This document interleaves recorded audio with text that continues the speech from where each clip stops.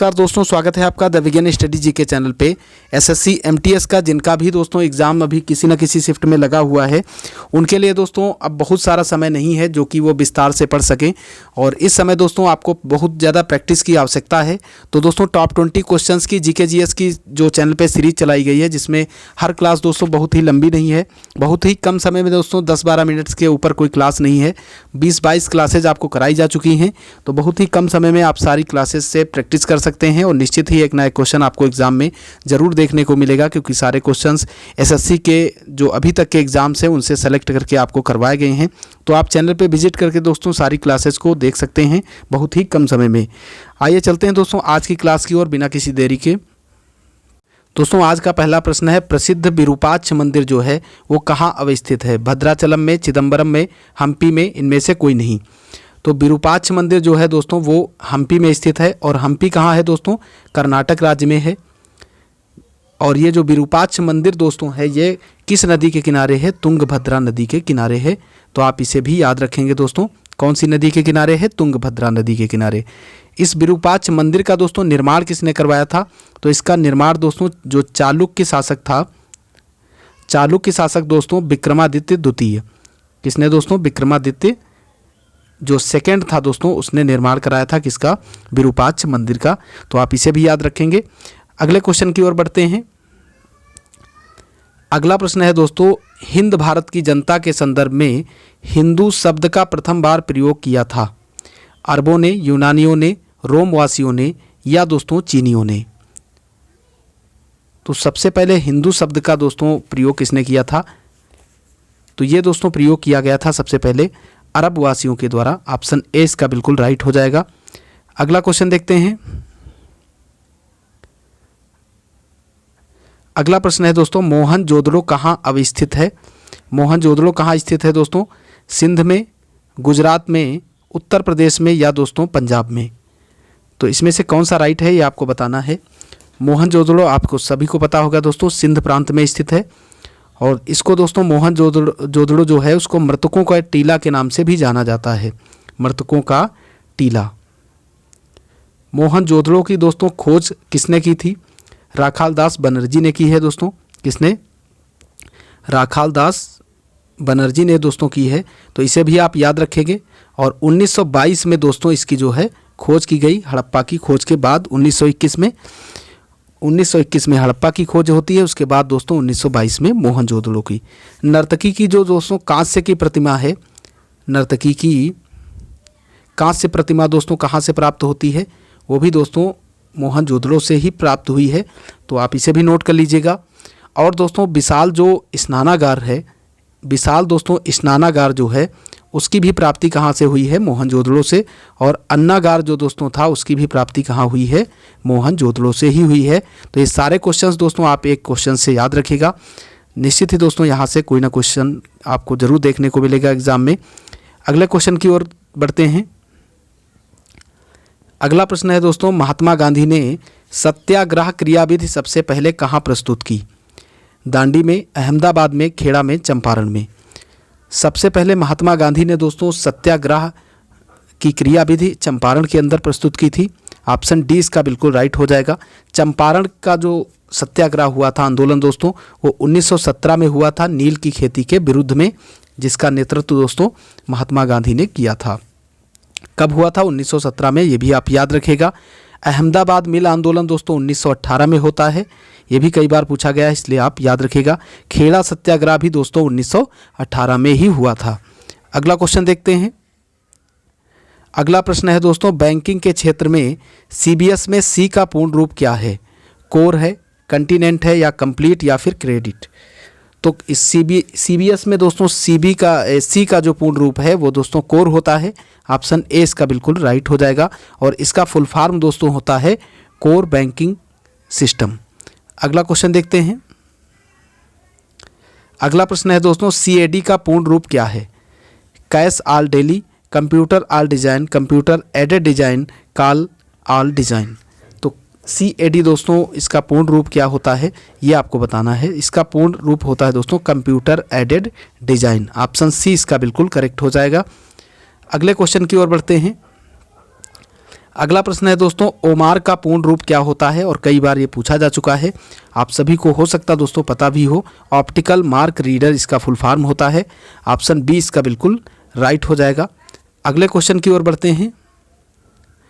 अगला प्रश्न दोस्तों बहुत ही इंपॉर्टेंट क्वेश्चन है, कई बार पूछा जा चुका है। सेज का पूर्ण रूप क्या होता है? Special economic zone, small economic zone या सर्विस इकोनॉमिक जोन? तो दोस्तों इसका फुल फॉर्म होता है special economic zone. Option A इसका बिल्कुल राइट हो जाएगा। ऑप्शन ए इसका बिल्कुल राइट है। अगले क्वेश्चन की ओर बढ़ते हैं। WLL का अर्थ क्या होता है? Without lever line, wireless in local loop, wireless in loop line या दोस्तों विद इन लोकल लाइन? तो WLL का अर्थ दोस्तों क्या होगा इनमें से? इसका जो राइट आंसर है वो दोस्तों है option B, wireless in local loop इसका फुल फॉर्म होता है। ऑप्शन बी इसका बिल्कुल राइट हो जाएगा। अगले क्वेश्चन की ओर बढ़ते हैं। किसने कहा था तुम मुझे खून दो मैं तुम्हें आज़ादी दूंगा? तो आप सभी को दोस्तों पता होगा ये कथन किसका है? सुभाष चंद्र, नेताजी सुभाष चंद्र बोस का है दोस्तों। तो ऑप्शन डी इसका बिल्कुल राइट हो जाएगा। नेताजी सुभाष चंद्र बोस से आप एक क्वेश्चन दोस्तों जरूर याद रखिएगा, बार बार पूछा जाता है। आज़ाद हिंद फौज की स्थापना इन्होंने कब की थी?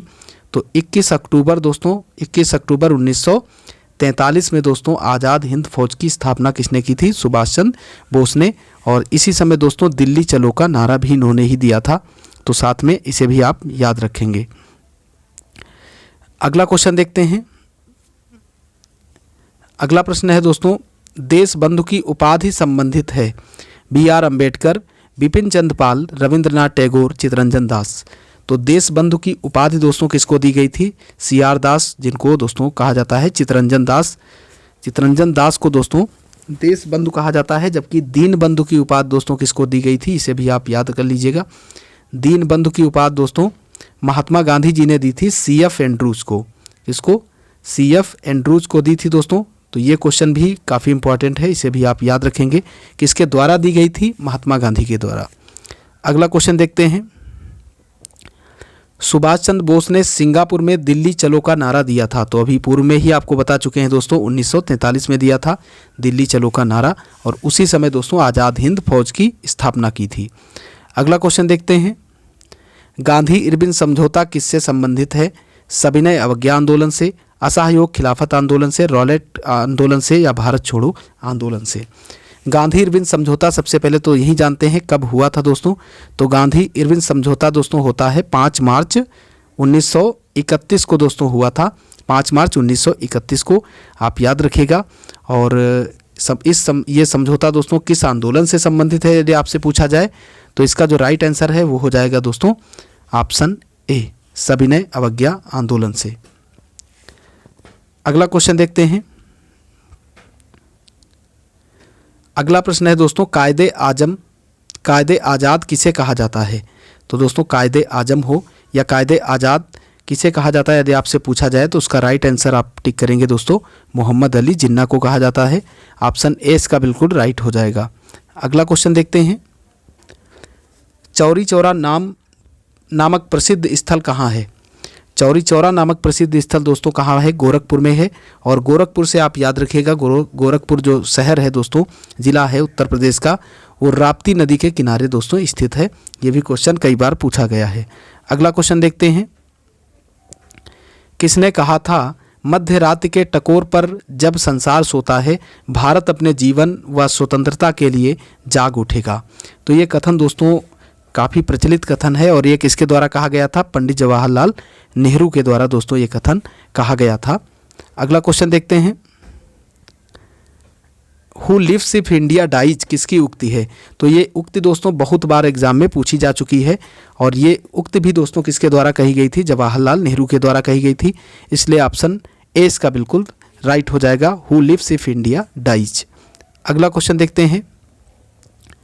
पंजाबी भाषा किस लिपि में लिखी जाती है? देवनागरी, सिंधी, गुरुमुखी, इनमें से कोई नहीं। तो हिंदी भाषा की लिपि है देवनागरी, जबकि पंजाबी भाषा की लिपि दोस्तों कौन सी है? गुरुमुखी लिपि है। इसलिए ऑप्शन सी इसका बिल्कुल राइट हो जाएगा। अगले क्वेश्चन की ओर बढ़ते हैं। आज का सेकंड लास्ट क्वेश्चन है दोस्तों, किस लिपि को सभी लिपियों का जन्मदाता कहा जाता है?